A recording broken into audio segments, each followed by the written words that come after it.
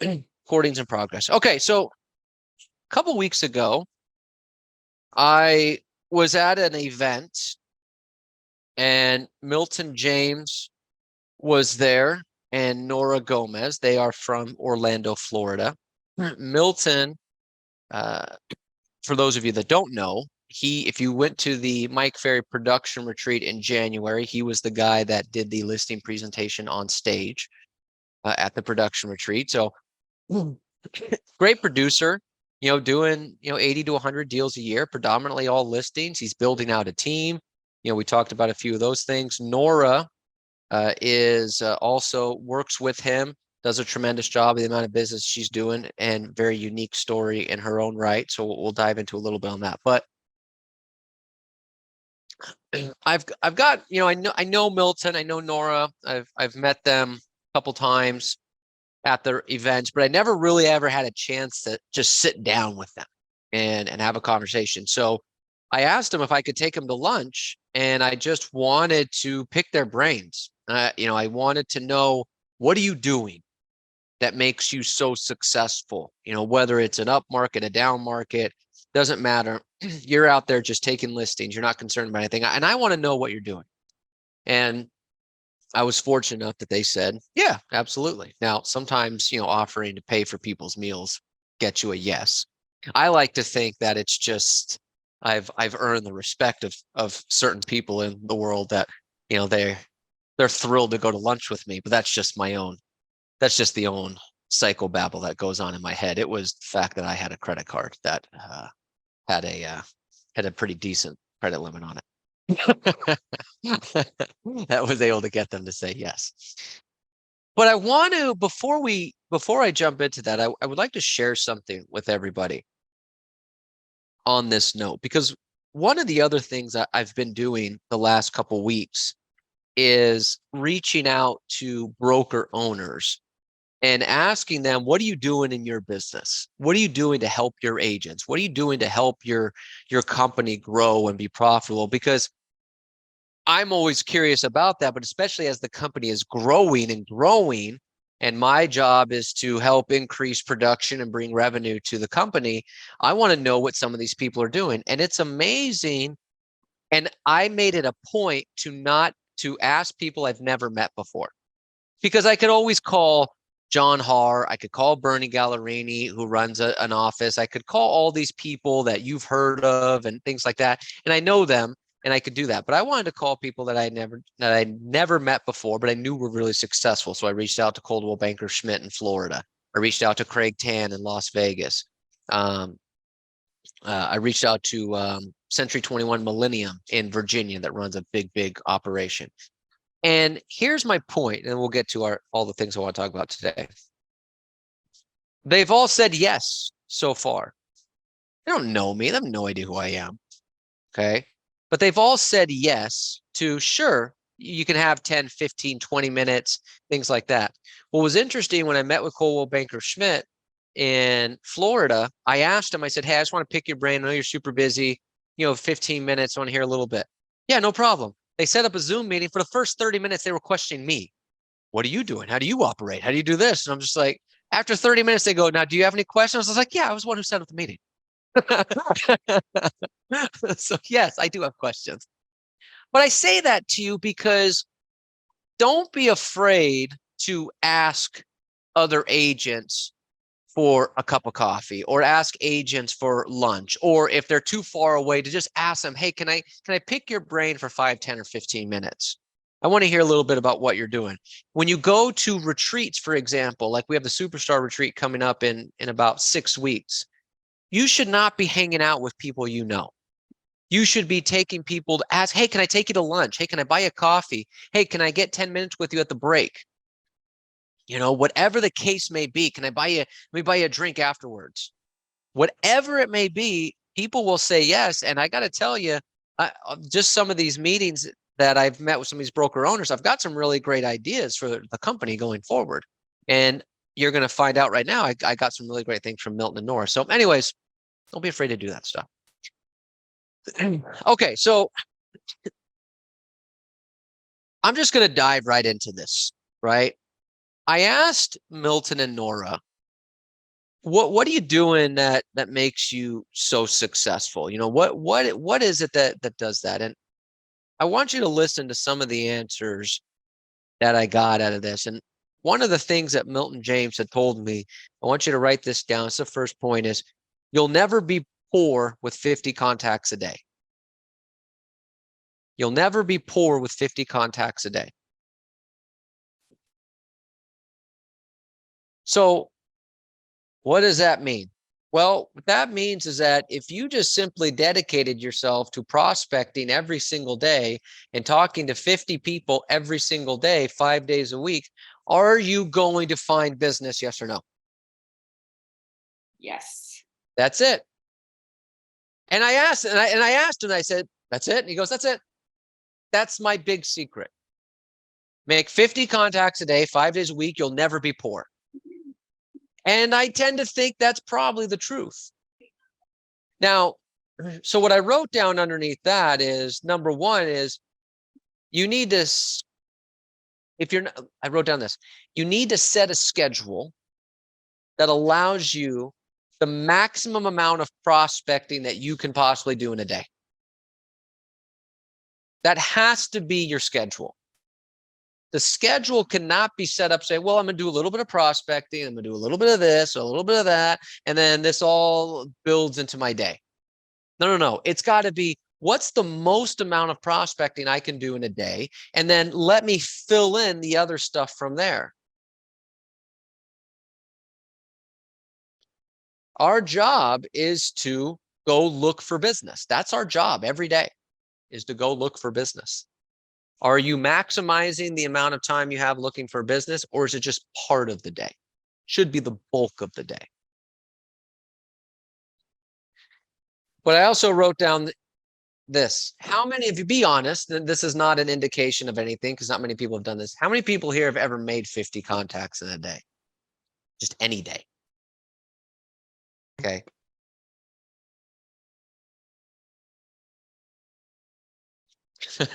I probably did it one time.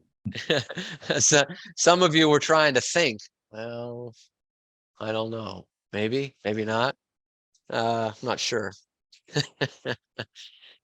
So I bring this up because a lot of people have never even made 50 contacts in a day. For those of you that made 50 contacts in a day, was it pretty tough? Pretty draining? Yeah. Yeah, it's exhausting. Okay. What's the most exhausting part of making 50 contacts in a day? Just repeating the same thing. Repeating the same Be thing rejected. and Be being rejected. rejected that many times. Both right. Repeating the same thing, the And same staying script. committed.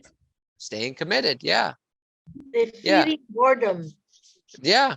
Well, yeah, the boredom, that's repeating the same thing, that boredom of, okay, I'm doing the script, I'm prospecting, I'm just standing here dialing, or I'm just going door to door, whatever the case may be.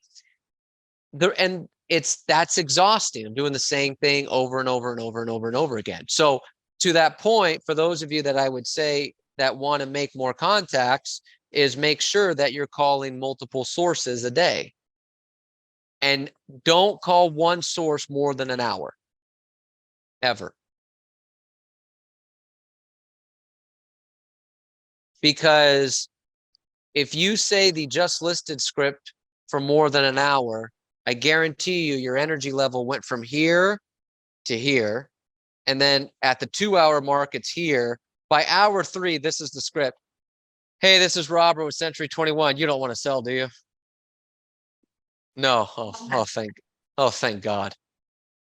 I don't have time to go through more questions. But if you switch the script every hour, I could do an hour, say just listed. And I'm like, okay, let me flip the switch. Let me call expired. Boom, boom, boom. For an hour, it expires. And after an hour, okay, I'm tired of getting this. Let me go to, probates. Let me go to database. Let me go to whatever. No more than an hour ever on one script.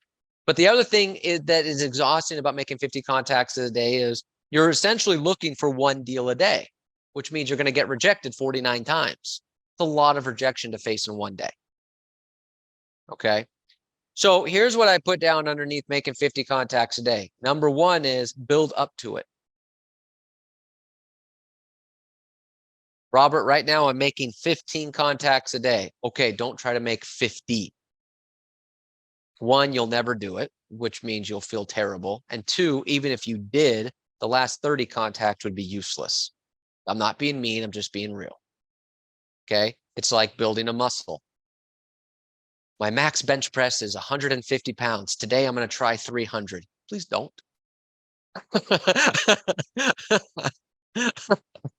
You'll need so many spotters that you have lifted no weight. Okay. So this week, do 20 every day. And then once you can do 20 every day, then do 25 every day for a week. Then once you can do 25, build up to it. Okay.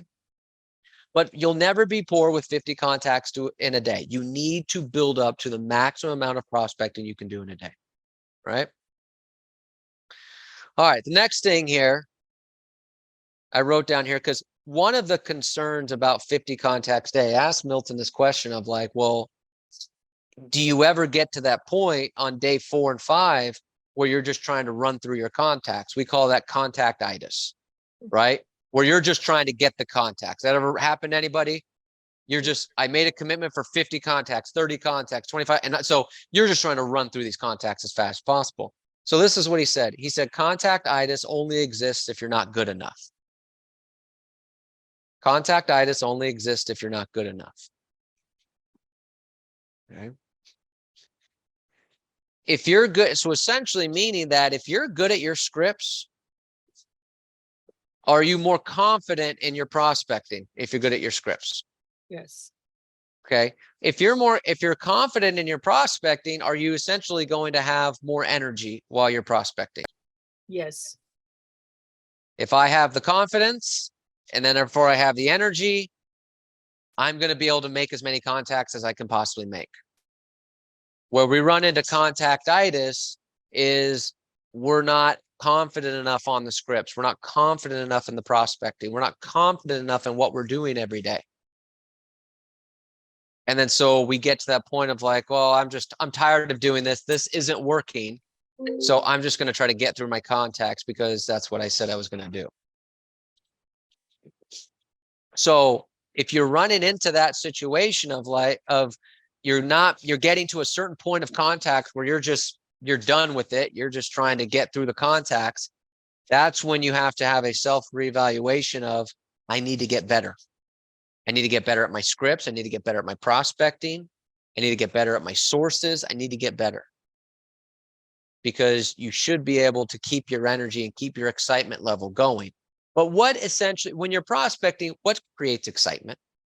What creates excitement when you're prospecting?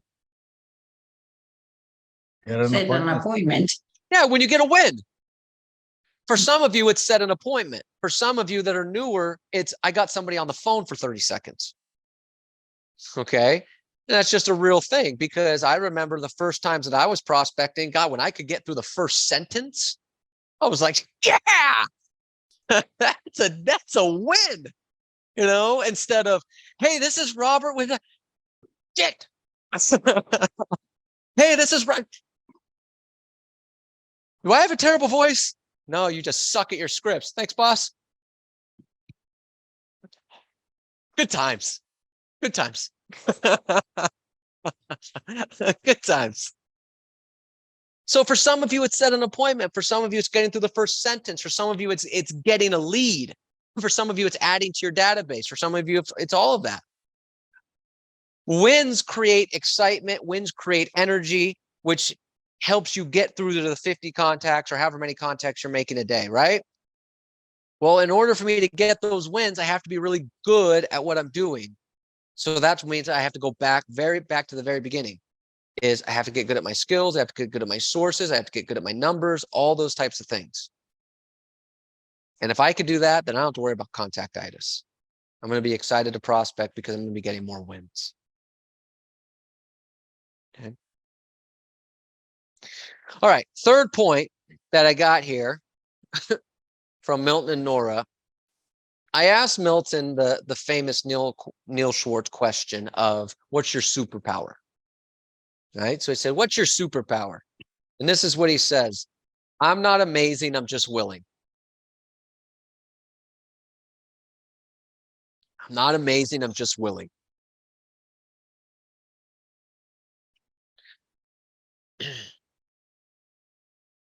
He's willing to make the contacts.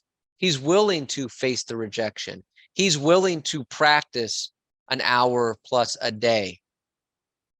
He's willing to stick to a schedule, even though he's an independent contractor. Okay? He's willing to tell people, I don't have time right now. I've got goals. I've got things I need to do. He's willing to do all the things that you need to do to be successful. And I wrote down underneath this point, Neil Schwartz line, there's nothing special about special people.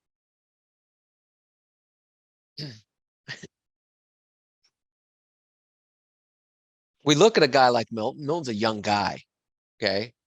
And you think, God, how does a young guy like that do 80 to 100 deals a year? How does a young guy like that get on stage at the Mike Ferry production retreat to do a listing presentation?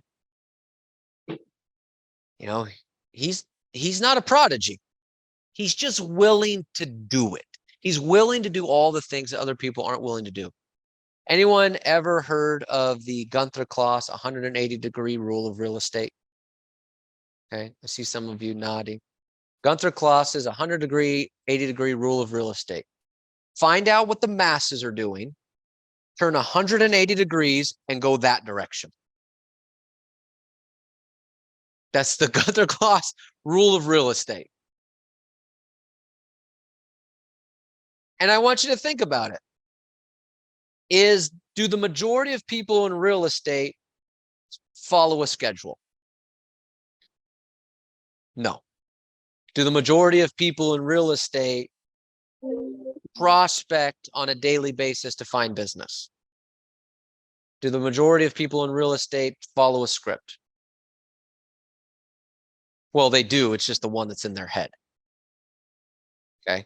Which, as Mike Ferry very so eloquently told me about 8 or 9 years ago, Robert, I'm curious, how many people are downloading your scripts on a monthly basis? Well, just me, Mike. Thanks. Okay.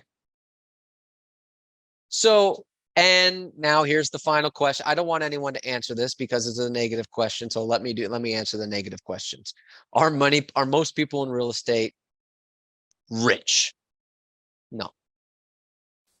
So most people in real estate don't follow a schedule. Most people in real estate don't prospect for business. Most people in real estate don't follow scripts. Most people in real estate don't set business plans, don't do goals, don't show up to meetings, don't. That's what most people in real estate, they don't. That's just what they don't. And they don't make any money. So I don't want to follow that crowd. I want to do the 180-degree rule and go the opposite direction and say, what's Karen Bernardi doing? I want to do it. She seems to be living a nice life. She lives in a multi-million-dollar home. She takes 3 months off a year to travel around the world every year. What does she do? Well, she has a script book that she reads every single day, and she has a business plan that she looks at every single day, and she sets goals that she reads every single day, and she makes 30 plus contacts every single day, and that's what she does every day. Oh. You know what? I'm going to go back there and see if maybe I can be the one that strikes it rich in that crew. He's not amazing. He's just willing to do the work. So you have to ask yourself, am I willing? That's the question. Am I willing? Well, willing to do what? Just willing. Are you willing to do whatever it takes to reach whatever goals you want to accomplish? You know, some people are just, my dad, let me back up here. My dad has a really great line. We have a guy in the family that works really hard. He works really hard to try to find the easy way in life. I mean, he works really hard to try to find it. My dad told him one day, if you worked as hard at a regular job as you do trying to find the easy path, you would probably be rich. So my dad told a guy in our family one time, because this guy he works really hard. He's looking for every angle possible for the quick money, the get rich. I mean, he works really hard. If he just applied that work ethic to a regular job, he would be amazingly successful. And sometimes that's what some of us are doing. We're working really hard to try to figure out the easy way. If you just applied that hard work to the traditional way, you'd be rich. You'd be successful.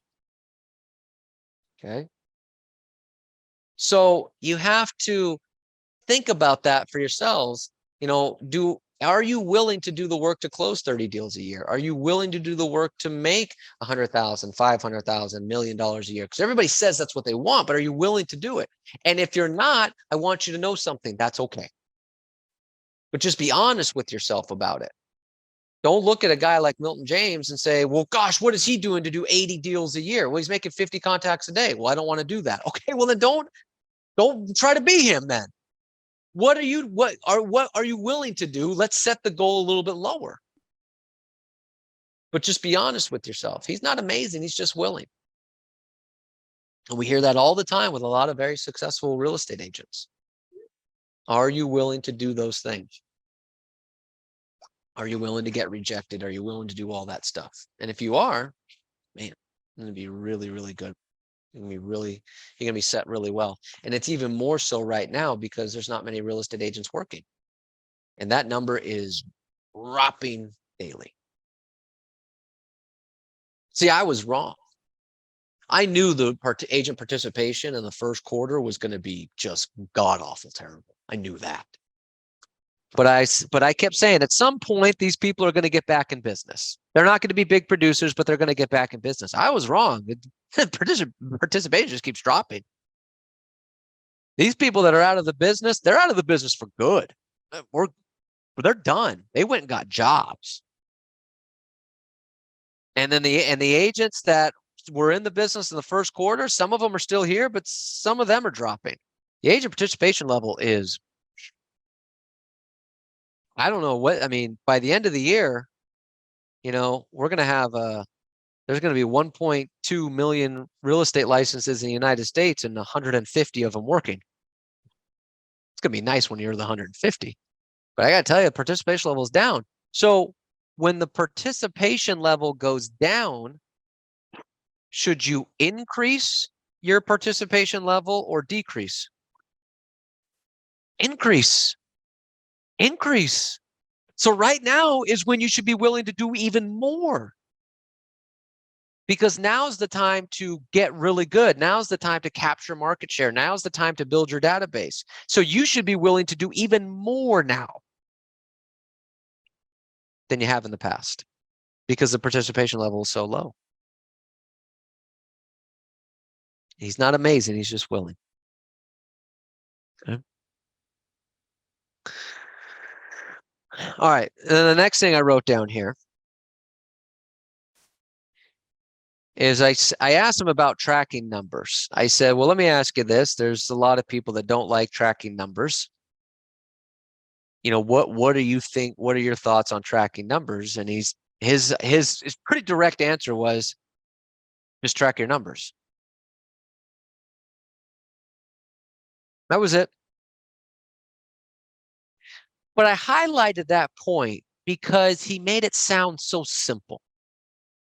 And when it comes to tracking your numbers, most real estate agents complicate it. Oh, well, I got this numbers analyzer. I don't understand it. Okay, I get it. It's very complicated. How many contacts did you make? 50. Good. Let's put 50. How many hours did you prospect? 4. Okay. Put 4.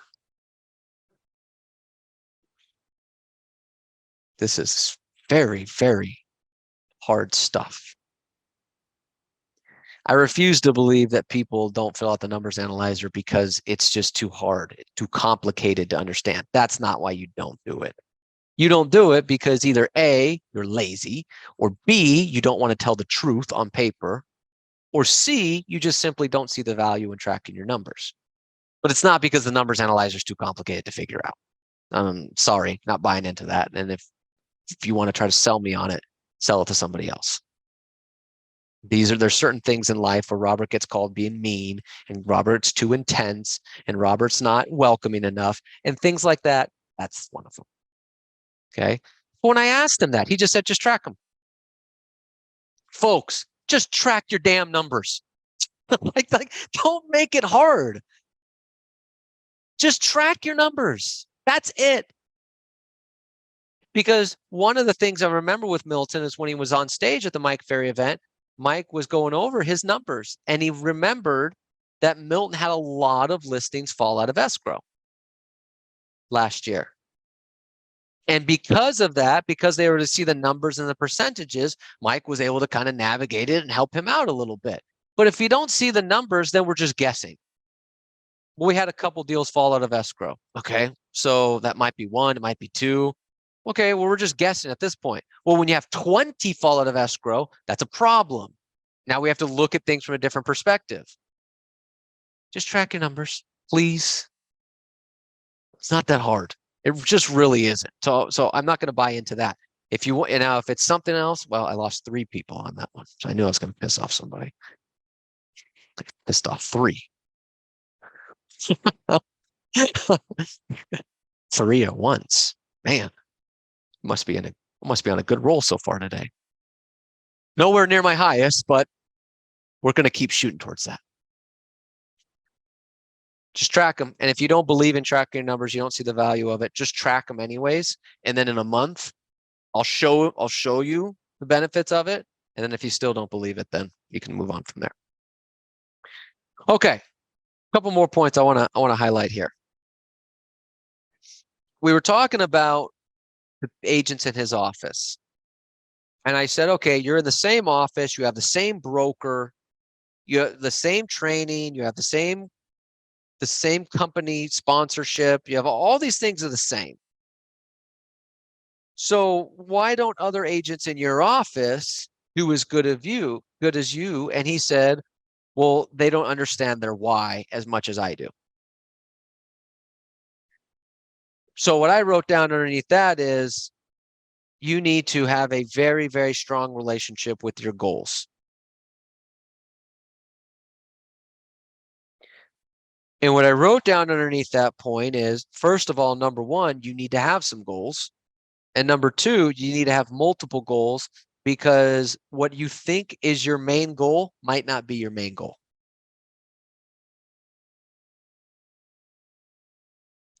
So sometimes we put all of our eggs into one basket when it comes to goals. Well, I'm going to work really hard because I really want that bigger house.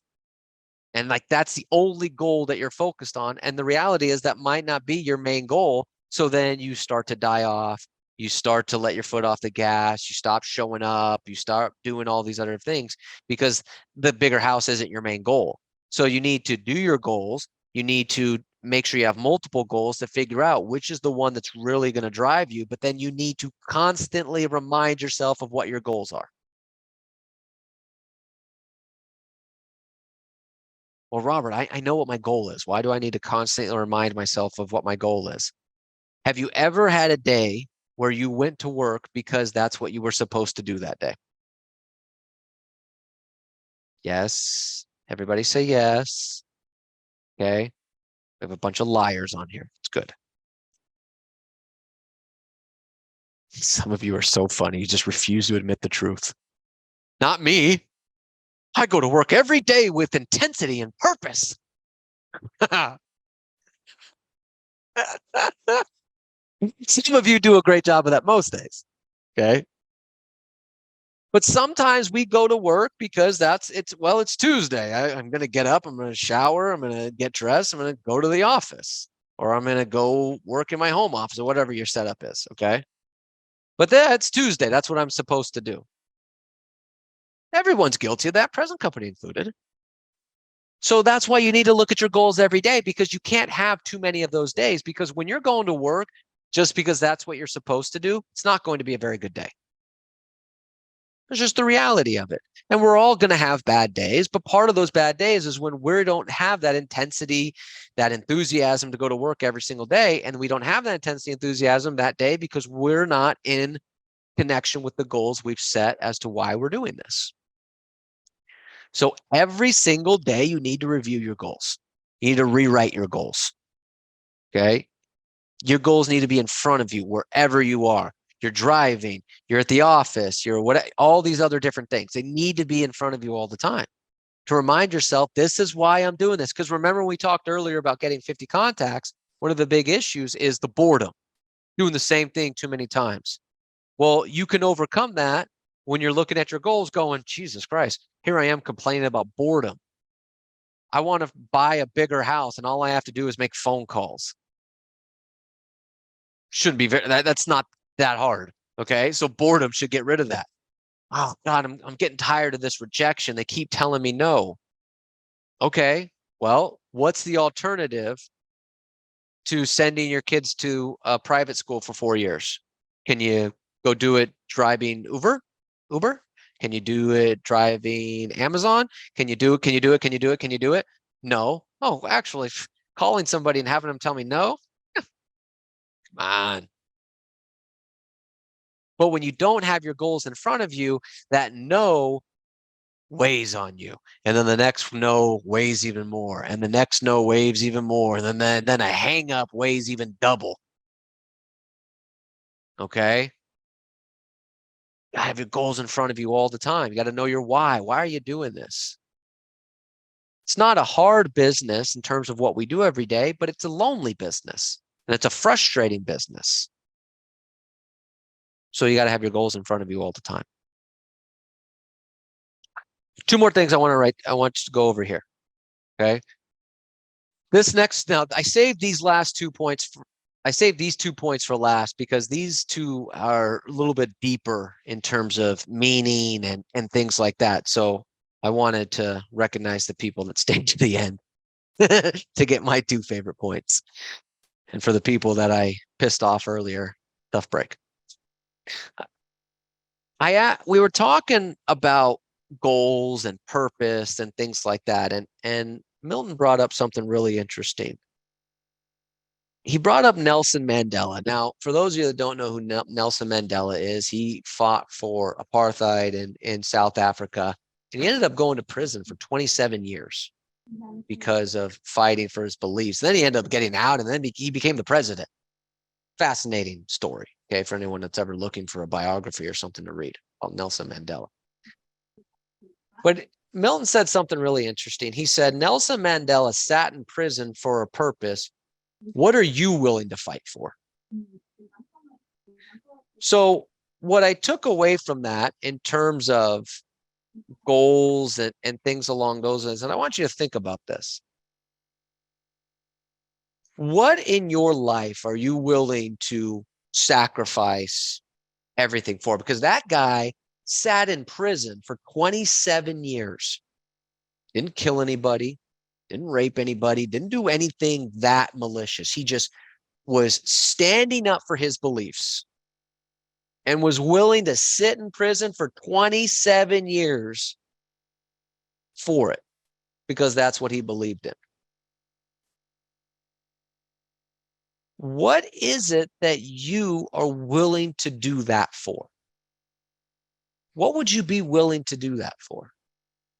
And then when you find whatever that is, I want you to think about this. What am I willing to sit in prison for 27 years for? And then remind yourself, I don't need to sit in prison for 27 years to accomplish that. I just need to pick up the phone. So let me give you an example. Some of you might say, you know what? I would do anything for my kids.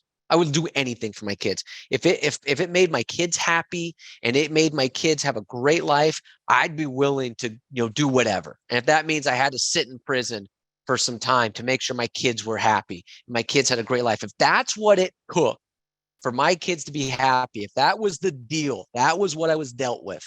Hey, your kids are going to have a great life. They're going to live long. They're going to be successful. They're going to be happy. Everything's going to be great.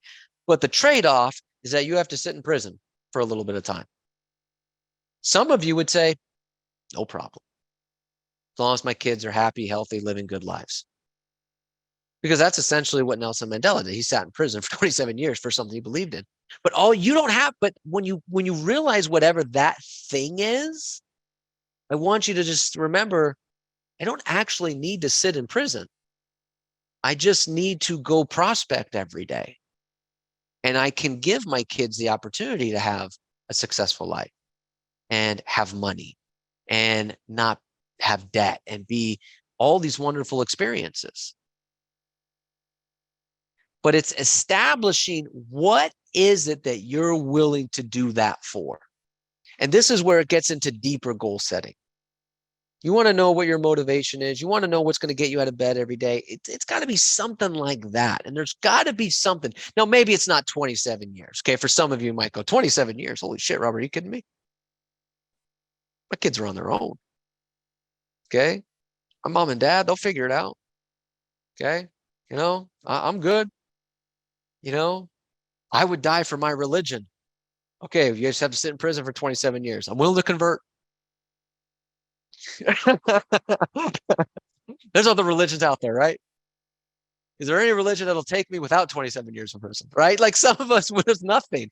Okay, so maybe it's not 27 years, but maybe it's a week in prison. Because for some of you, that's going to be plenty. Okay? Maybe it's a week. Maybe it's a weekend. Maybe it's just whatever it may be. But he just said that, and I was just like, damn, that's really powerful when you think about a guy who was willing to do that, sit in prison for 27 years simply because of what he believed in. You got to find that for you. What is that thing? And then just remind yourself I don't have to sit in prison. I don't have to protest. I don't have to put my life on the line. I don't have to do any of the types of things that these people do sometimes. I've just got to learn a few scripts and prospect. And I can do that. So hopefully that connects with some of you. The last thing I want to bring up here in our last couple minutes here, this was more specific to Nohora. So Nohora Gomez is originally from Colombia. And I asked, she came over. Now I want you to listen to this the last couple minutes. And then I'm going to see if I can get her to do maybe a mastermind or something.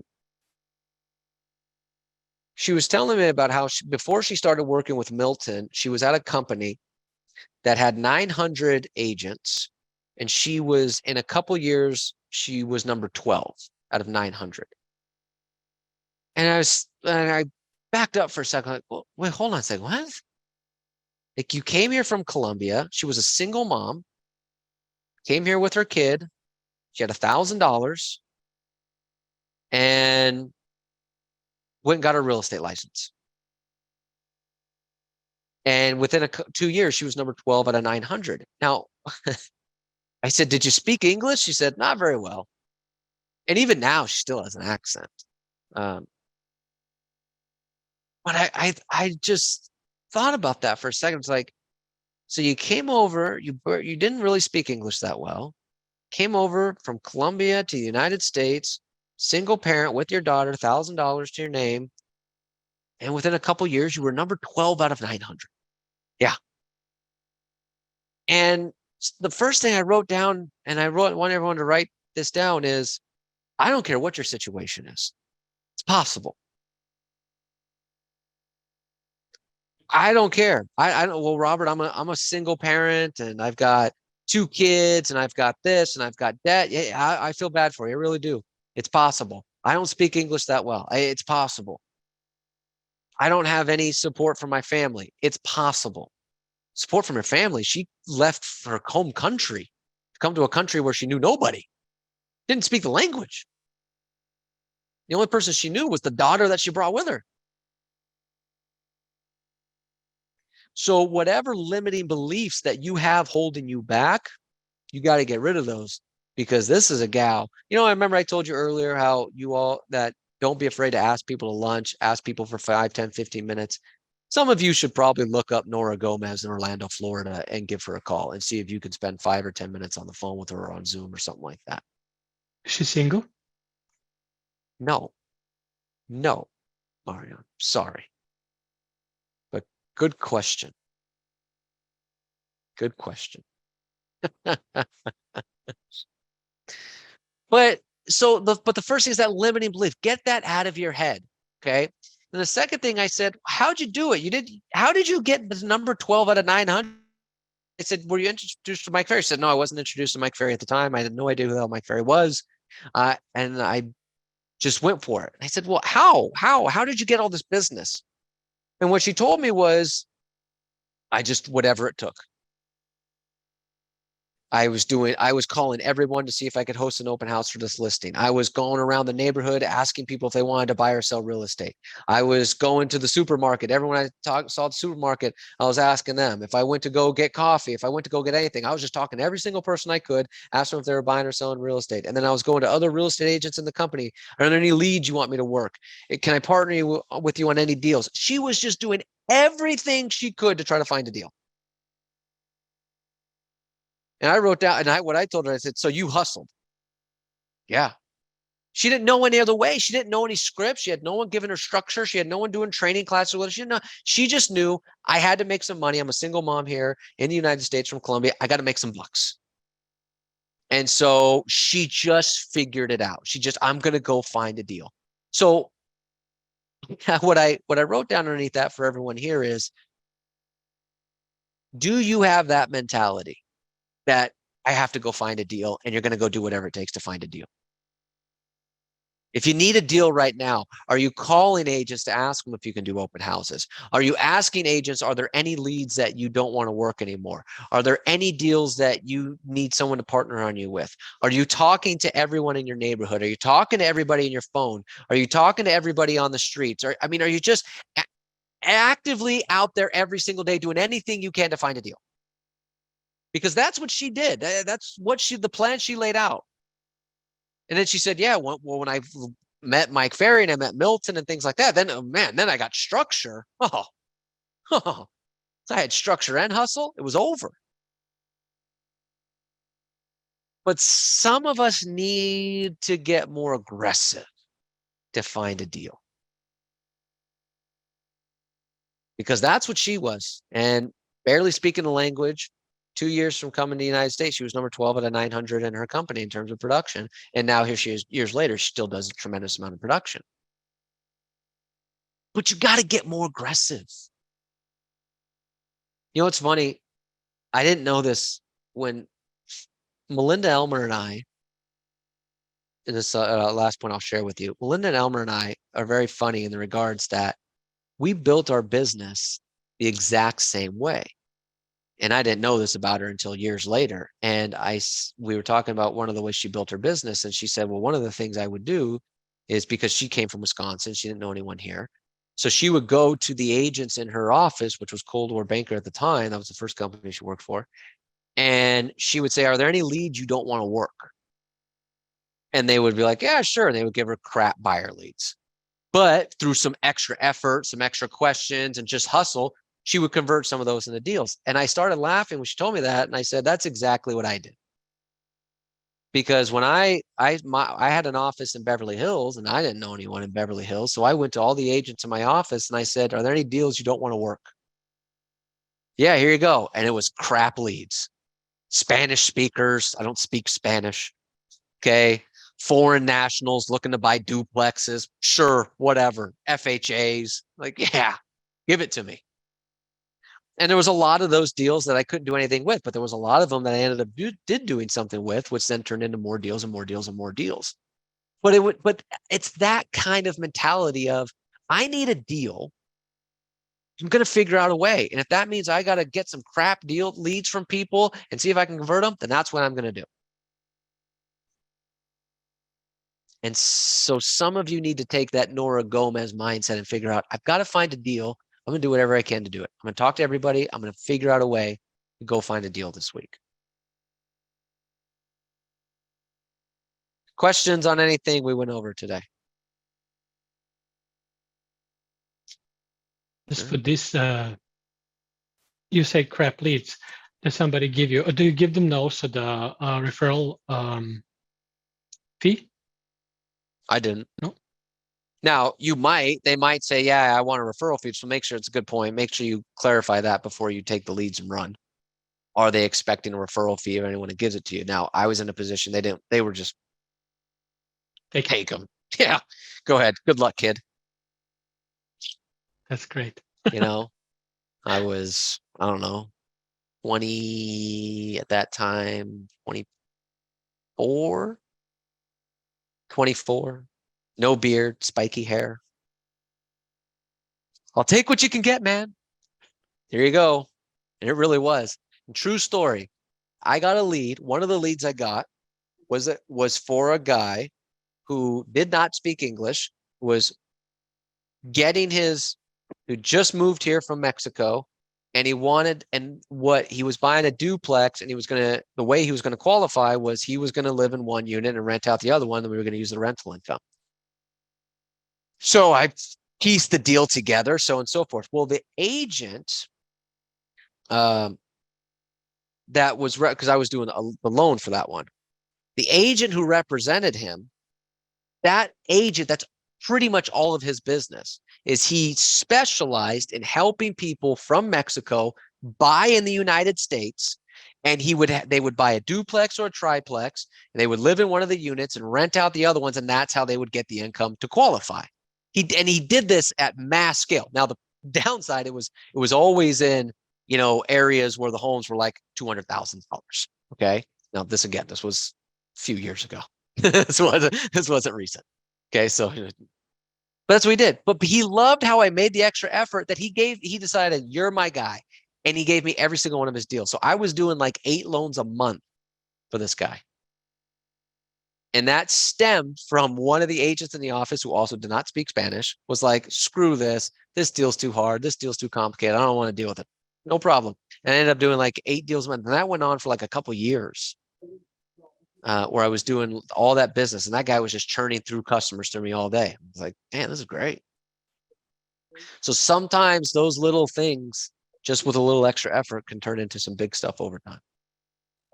So very cool. Very cool. All right, everybody, that's all I got, but hopefully you picked up a couple things from the lunch I had with Milton and Nohora. I was very excited. I told them both, I said, well, I owe you. So anything I can do to help out, because I thought we got a lot out of that. So anyways.